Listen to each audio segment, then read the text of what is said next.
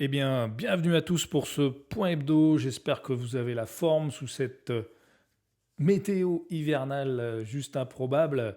Mais bon, c'est comme ça. Et puis donc voilà.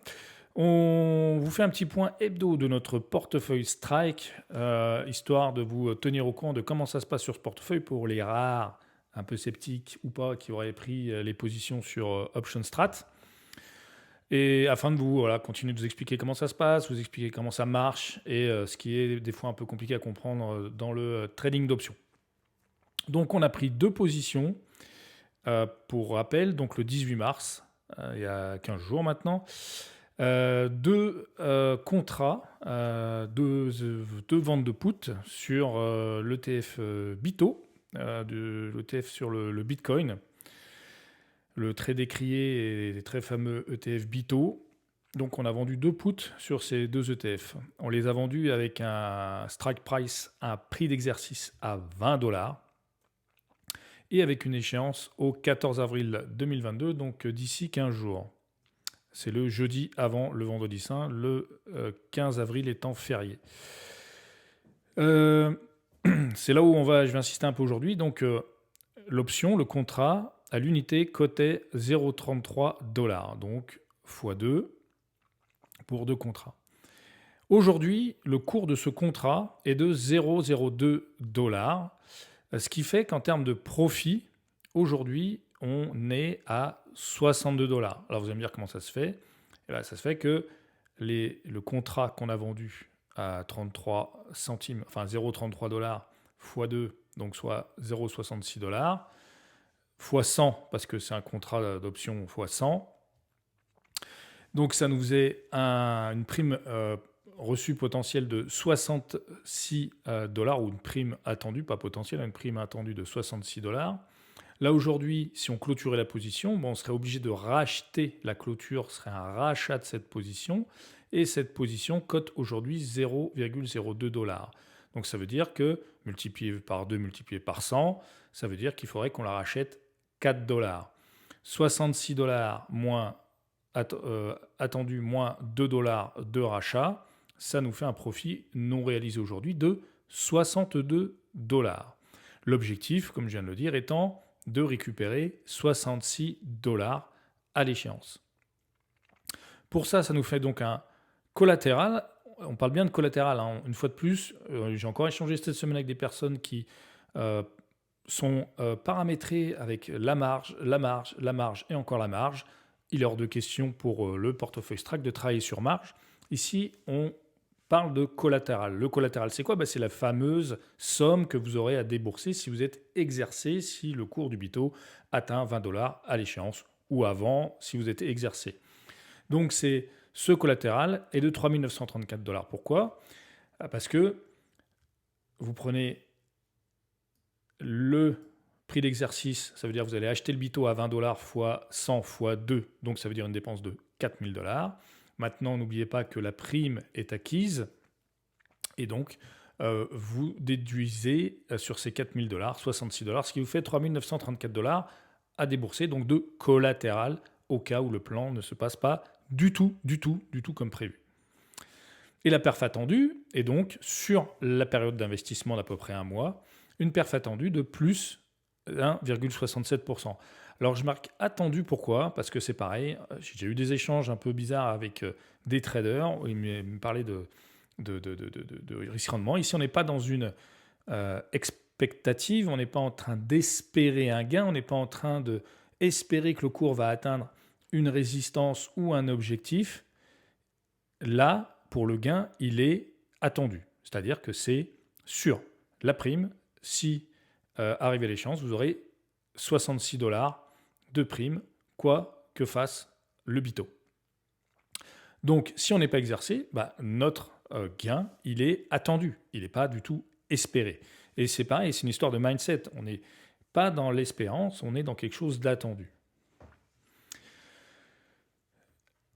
Maintenant, je vous présente rapidement le cours d'évolution de notre contrat. Donc, c'est là où souvent on a du mal un peu à imaginer, à comprendre comment ça se passe. Donc, en haut, vous avez un graphique, c'est le graphique de notre contrat sur le BITO, notre vente de put avec ici le prix d'exercice à 20 $, le P pour le put, à échéance 14 avril 2022, fois 1, nous c'est fois 2. Voilà. En dessous, vous avez le underlying, donc entre parenthèses le BITO. Donc comme je vous l'ai dit, on travaille sur un dérivé. Le dérivé veut dire qu'actuellement, on n'a pas le BITO entre les mains. En revanche, ce qu'on a fait, c'est qu'on a vendu quelque chose. On a vendu un contrat de vente, une option de vente, pardon, un contrat, une option de vente sur le BITO. Et ce contrat, le prix de ce contrat, le cours de ce contrat, c'est ce prix-là que l'on trade. On ne trade pas le sous-jacent, on trade le cours du contrat. On trade la prime, pardon. Donc, on est rentré en position le 18 mars. D'accord, là, on est les 16, 17, 18 mars.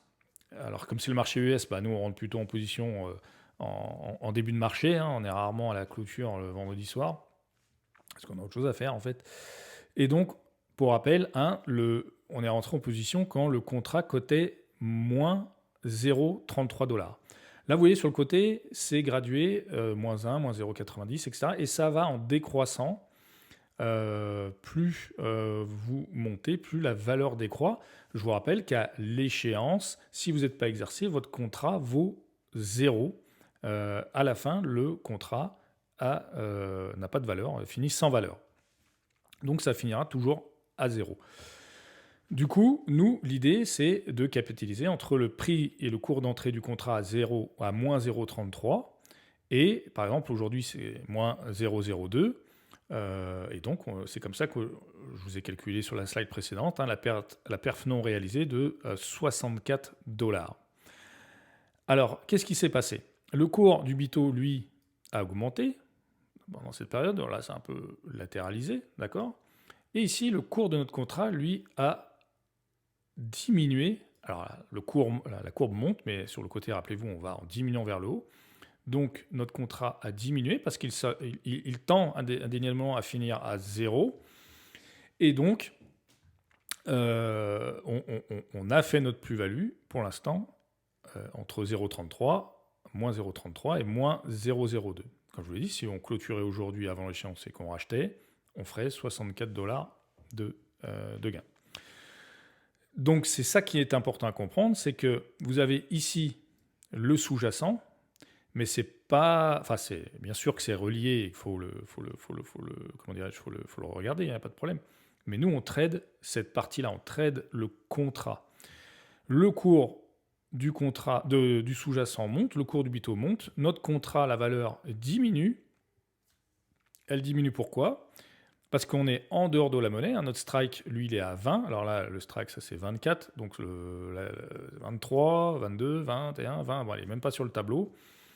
Donc c'est ce qu'on appelle être très en dehors de la monnaie.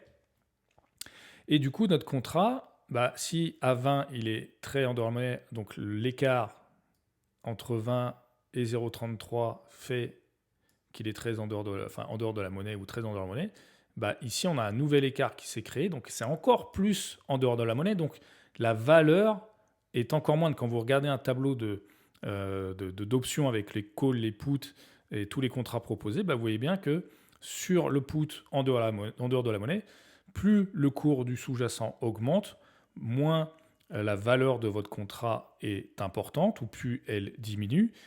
C'est ce qui se passe ici, c'est que en fait, le cours augmente, la valeur de notre contrat diminue, et donc on est encore plus en dehors de la monnaie, donc la valeur de notre contrat est encore inférieure. Et c'est là qu'on fait la plus-value.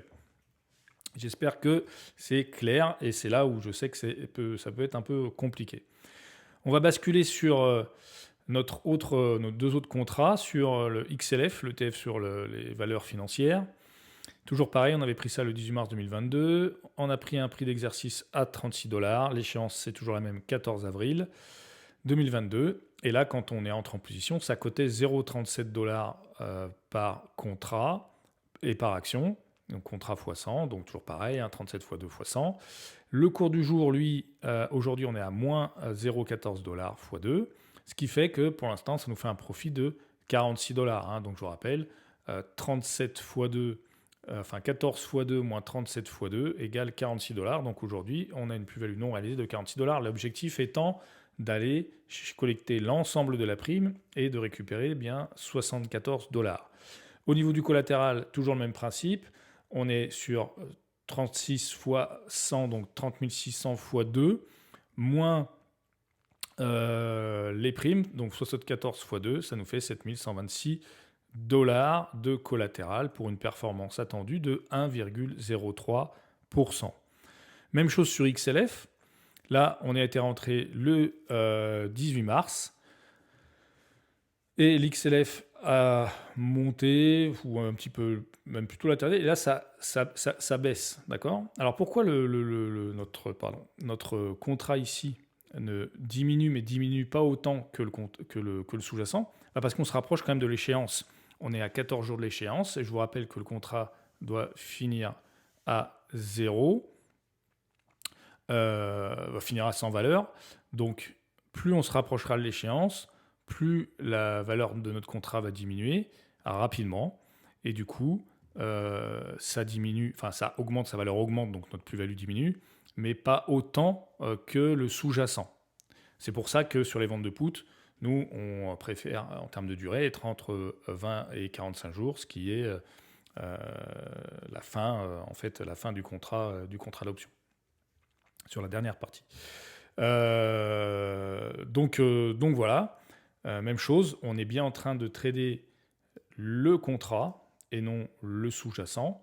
Et vous voyez que la variation du contrat est à peu près similaire au sous-jacent, mais quand même pas exactement la même. Donc on est bien sûr deux choses. Et ce qu'il faut bien comprendre quand on trade les options, c'est qu'on trade bien le contrat et non pas le sous-jacent.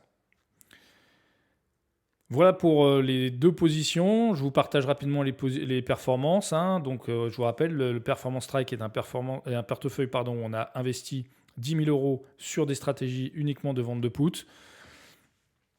Pour deux choses, vous montrer qu'avec 10 000 €, on peut quand même faire des options et aussi qu'on peut être rentable à comparer avec ce que vous feriez sur du trading de CFD ou sur des futurs avec la même somme.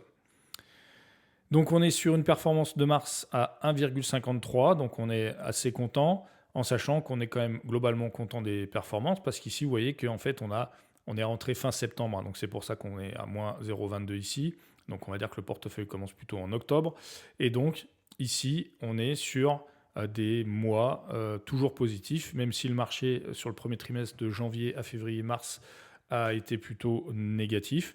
Là, ici, on arrive à sortir de la performance entre 0,5 et 1,5-2% tous les mois. Donc, ce qui est plutôt satisfaisant.